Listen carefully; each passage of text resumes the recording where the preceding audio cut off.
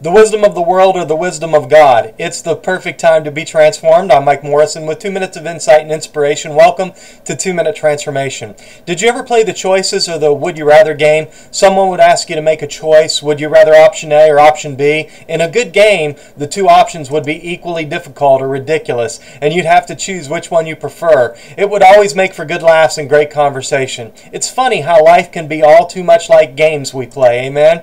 Every single day is filled with choices, and sometimes those choices present equally difficult challenges. Like a lot of choices, you can't always calculate the expected consequences or fully determine the final resulting ends. Some folks have difficulty accepting that today's problems can really be a result of yesterday's choices.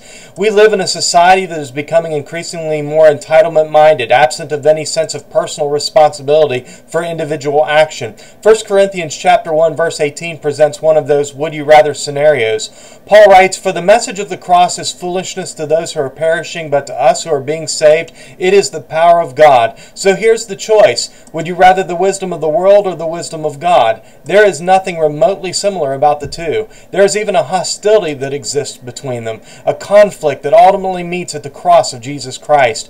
There God demonstrates that He works most wisely and most powerfully in ways that are infinitely opposite of the expectations of man.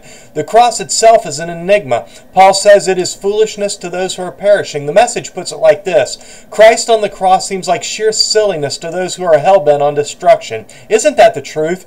The contrast is that to those of us who are being saved, it is the power of God. To the believers, the cross is a place of unity and fellowship, but it is a lightning rod of division and dissension from the unbelieving world. Because of the cross, there are no excuses. We are personally responsible for the choice.